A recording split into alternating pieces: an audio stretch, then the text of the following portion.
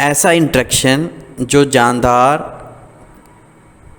Interaction جو ایک ہی species کے جانداروں کے درمیان پایا جاتا ہے، یا پھر دو مختلف اسپیشیز کے جانداروں کے درمیان پایا جاتا ہے، یا پھر ماحول کے اے بائیوٹک کمپوننٹ کے درمیان پایا جاتا ہے، تو اس سے کیا پیدا ہوتا ہے؟ ہمارے پاس بیلنس ایکو سسٹم جو ہے وہ پیدا ہوتا ہے۔ تو جیو کیمیکل سائیکل ہمارے پاس کیا ہے؟ Maintain the balance in ecosystem.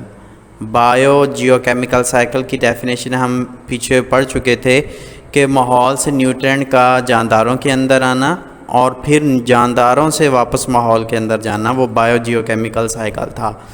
تو یہ جیو کیمیکل سائیکل جو ہے وہ بیلنس کو مینٹین کرتا ہے ایکو سسٹم کے اندر بائی ریسائکلنگ نیچرل ریسورسز۔ لیکن انسانوں کی وجہ سے ماحول کے اوپر کیا تبدیلیاں رونما ہو رہی ہیں اس کو ہم دیکھتے ہیں۔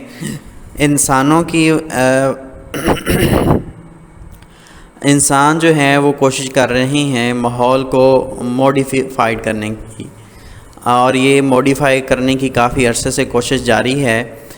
وہ کیسے موڈیفیکیشن ماحول کے اندر آ رہی ہے ہمارے پاس کہ درختوں کو کاٹا جا رہا ہے۔ کٹنگ آف ٹریز جو ہے وہ مین فیکٹر ہے، اور بار بار میں اس بات پہ فوکس کرتا ہوں کہ ہر سٹیزن کی یہ رسپانسبلٹی ہے، یہ ذمہ داری ہے کہ اپنے ملک کو بچانے کے لیے، اپنے ماحول کو بچانے کے لیے اپنی حیات کے دوران درخت جو ہے وہ ضرور لگائے۔ تو انسان درختوں کو کاٹے جا رہے ہیں اپنی ضروریات کو پورا کرنے کے لیے۔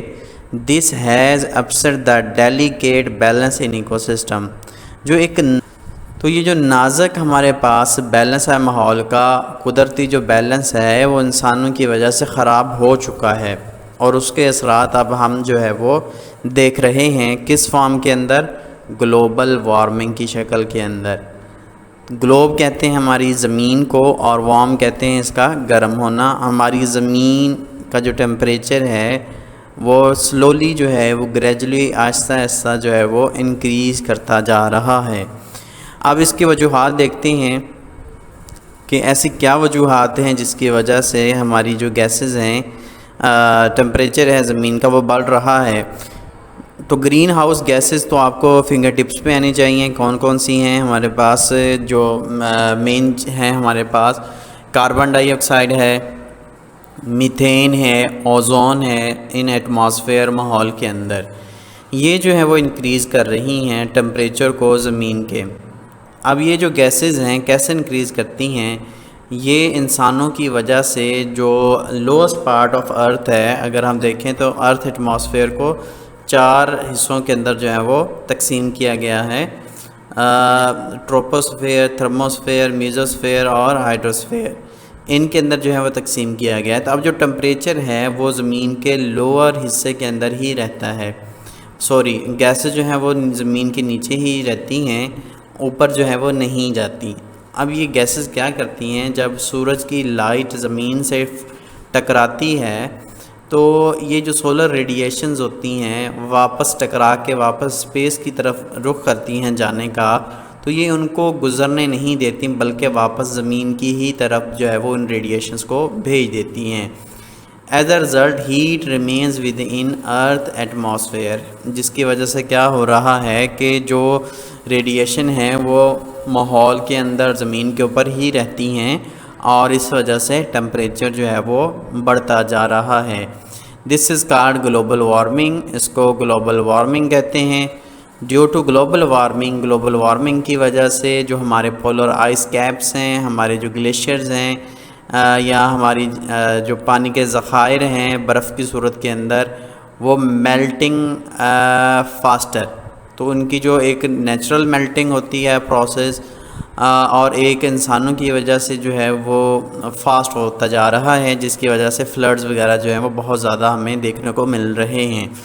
دین the time taken for new ice layer to form, جب نئی آئس لیئر بننی ہے اس سے پہلے جو ہے اس کی میلٹنگ جو ہے وہ بہت زیادہ فاسٹ ہو جاتی ہے۔ آپ جانتے ہیں کہ سیزنل جو ہے وہ جو سنو ہے وہ فال کرتی ہے ماؤنٹینز کے اوپر، لیکن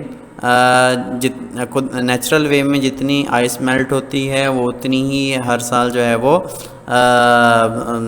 دوبارہ جو ہے وہ ریسائیکل ہو جاتی ہے، دوبارہ فال کر جاتی ہے، لیکن جب انسانوں کی وجہ سے اب وہ جو آئس ہے اس کی میلٹنگ تو زیادہ ہو رہی ہے، پانی زیادہ پروڈیوس ہو رہا ہے، لیکن جو سنو فال ہے وہ اپنی اسی رفتار سے جو ہے وہ پڑ رہی ہے، تو اس وجہ سے ہمارے پاس گلیشیئرز کی میلٹنگ جو ہے وہ اب زیادہ ہو رہی ہے۔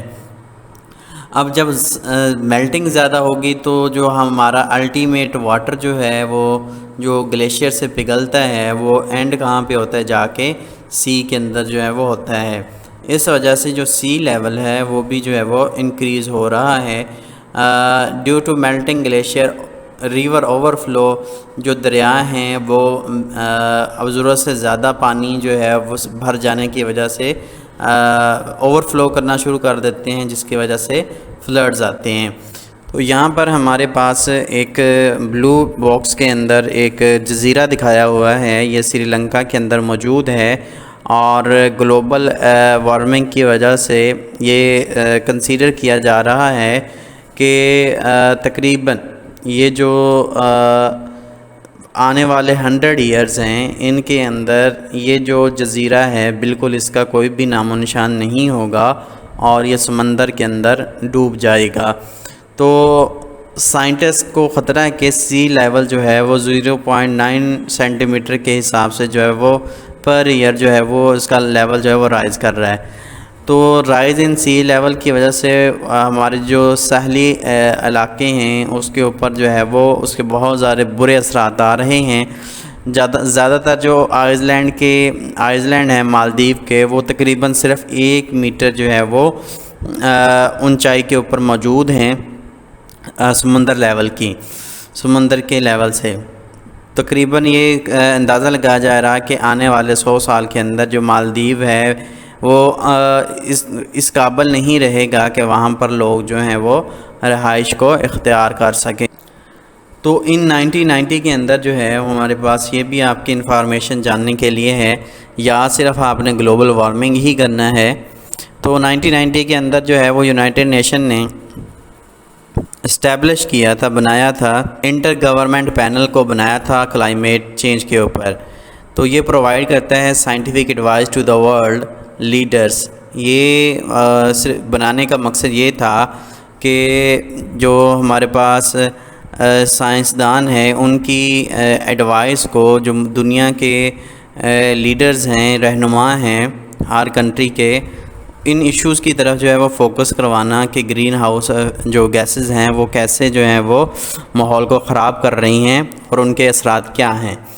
تو according to intergovernmental panel on climate change کے مطابق ارتھ ٹمپریچر جو ہے وہ انکریز کر رہا ہے، has increase 0.2 degree centigrade per decade. ہر 10 سال کے بعد اتنا ٹمپریچر جو ہے وہ انکریز کر رہا ہے 10 سال کے بعد۔ تو یہ جو ہے وہ پچھلے 30 سالوں کے اندر جو ہے وہ یہ کام ہوا ہے ٹمپریچر انکریز کرنے والا، کیونکہ یہ گرین ہاؤس گیسز کے ایمیشن جو ہے وہ بڑھ گئی ہے بہت زیادہ۔